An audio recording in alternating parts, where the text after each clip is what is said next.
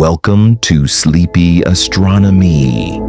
Tonight, imagine for a moment that we are not alone and never have been. What if, scattered across our history, there are whispers of visitors from beyond, traces so subtle that we've convinced ourselves they're merely myths, tricks of light, or the fevered dreams of ancient peoples? What if the truth has been hiding in plain sight all along, waiting patiently for us to slow down, to listen, to truly see?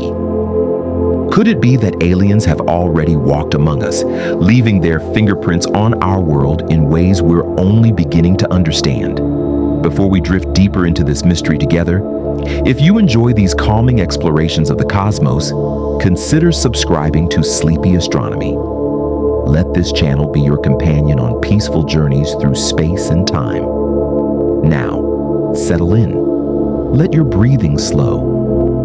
Feel the weight of your body sinking into comfort. Close your eyes if you wish, and let's wander together through the quiet corridors of possibility. Our story begins not with spaceships or flashing lights, but with silence. The vast, patient silence of the universe. Space is mostly emptiness, light years of nothing between the stars, where time moves differently, where a million years can pass like a single breath. Consider our galaxy, the Milky Way. It contains somewhere between 100 and 400 billion stars, perhaps more. Many of these stars have planets. Some of those planets might harbor life. And if life exists elsewhere, some of it might be older than us, much older.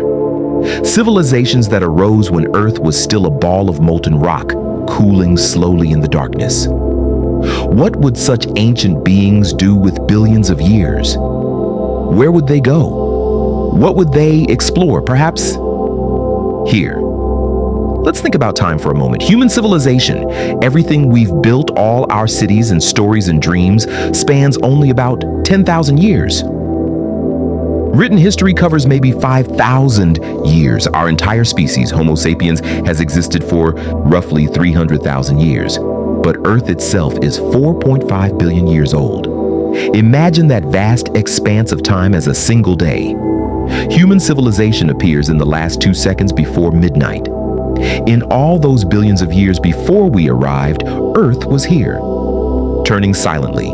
Oceans rising and falling, continents drifting like sleeping giants, life emerging, evolving, changing, and the universe was watching. If visitors came during those long eons, what evidence would remain?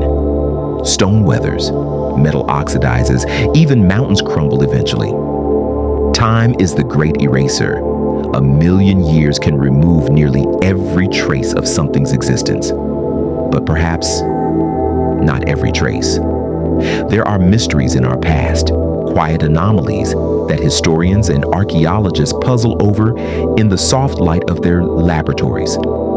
Ancient structures built with precision that seems to exceed the technology we believe existed at the time. The massive stones of Baalbek in Lebanon, some weighing over 800 tons, fitted together with incredible accuracy. The perfectly aligned pyramids of Giza, pointing to celestial coordinates with mathematical sophistication.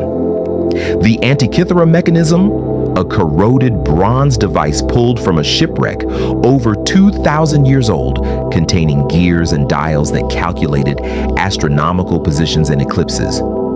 A computer from ancient Greece, more complex than anything else we've found from that era. Were these achievements purely human? Most likely, yes.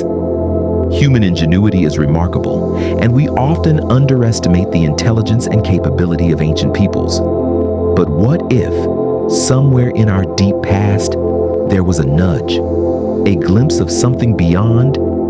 Knowledge shared by visitors who then departed, leaving us to build on what we'd learned? Consider the Dogon people of Mali in West Africa. Their traditional astronomical knowledge includes detailed information about Sirius, the brightest star in our night sky. But Sirius is actually a binary system, 2 stars orbiting each. Other. The companion star, Sirius B, is a white dwarf, invisible to the naked eye.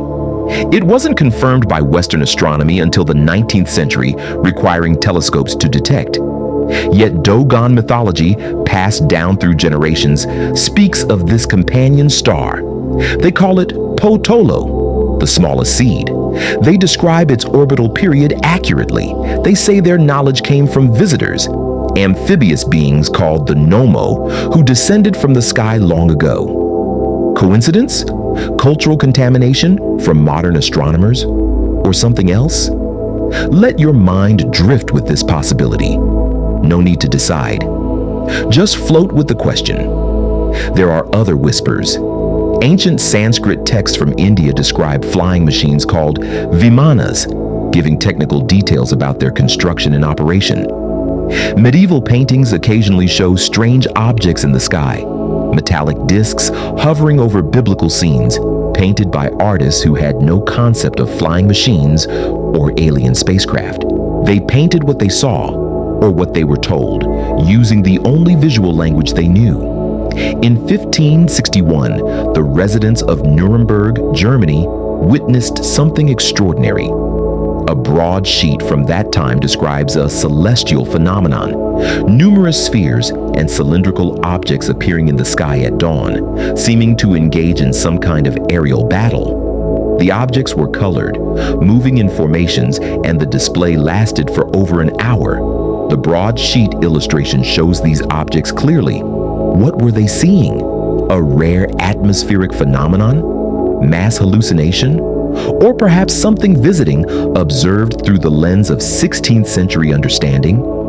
The universe is so large, unfathomably large. Our galaxy is just one of hundreds of billions, perhaps trillions of galaxies, each containing billions of stars. The distances are crushing to contemplate. The nearest star to our sun is over 4 light years away. That means light, traveling at 186,000 miles per second, takes more than 4 years to reach it.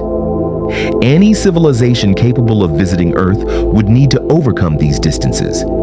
They would need technology so advanced it would appear to us as magic. But perhaps, to them, it's just engineering. The way flight seems miraculous to an ant, but routine to us. Or perhaps they've always been here, not visiting, but observing, waiting. Patient as only ancient beings could be patient. Think about how we study animals in the wild. We observe from a distance. We try not to interfere. We document behavior, take samples, and leave. Perhaps that's what's happening here. Earth as a nature preserve, humanity as a species being studied by consciousnesses we can barely comprehend. The Fermi paradox asks, if the universe is so vast and old, where is everyone? Why haven't we detected alien civilizations? There are many possible answers. Maybe space is too big and civilizations too rare. Maybe advanced civilizations destroy themselves. Maybe communication is harder than we think. Or maybe they're here. They've been here. And we're simply not recognizing the signs. Your breathing is slower now, deeper. The weight of these cosmic questions needs no answers tonight. Let them wash over you like gentle waves. Some scientists propose the zoo hypothesis, the idea that extraterrestrial civilizations exist and are aware of Earth, but deliberately avoid contact, allowing us to develop naturally. Like researchers watching animals in a sanctuary, careful not to contaminate the experiment. Others suggest the dark forest theory, that the universe is like a dark forest, and every civilization is a hunter moving quietly, afraid to make noise because there might be something dangerous listening. Perhaps advanced civilizations stay hidden, stay quiet, stay safe. Or perhaps they communicate in ways we haven't imagined. Maybe consciousness itself is the communication medium, and we simply haven't tuned to the right frequency yet. The night sky above. If you could see it right now through the ceiling, through the roof, through the atmosphere, is full of light. Light from stars that died thousands of years ago, still traveling toward us. photons that began their journey before human civilization existed, arriving in your eye tonight. You are seeing the past. You are always seeing the past. Nothing you perceive is happening now. It all takes time to reach you. What else is traveling toward us through that darkness? What other signals, messages, or presences are making their slow way across the light years? Or what if they're not traveling at all? What if faster than light travel, which our physics says is impossible, is just a limitation of our current understanding? 300 years ago, we would have said heavier than air flight was impossible. 100 years ago, we would have said instant communication across the world was impossible. Our impossible keeps shifting. Let yourself drift now.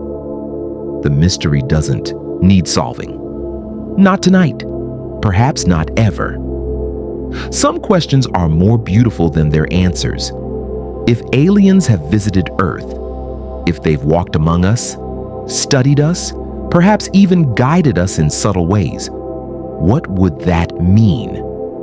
Would it diminish our achievements? Or would it make us part of something larger, something cosmic, a family of consciousness spread across the stars? You are lying here on a planet spinning at over 1,000 miles per hour, orbiting a star at 67,000 miles per hour in a galaxy moving through space at 1.3 million miles per hour. You're already traveling through the cosmos at incredible speed. You are already part of this vast cosmic dance, and maybe, just maybe, we're not dancing alone. The stars are still there, shining. They were there before us. They'll be there after us, quiet, patient, eternal. And perhaps among those stars, someone is looking back, has always been looking back. Sweet dreams, traveler. The universe is larger than we know, and more mysterious than we imagine. Rest now in that mystery. The truth no one talks about might simply be this: we don't know. We've never known, and that's okay. Sleep well.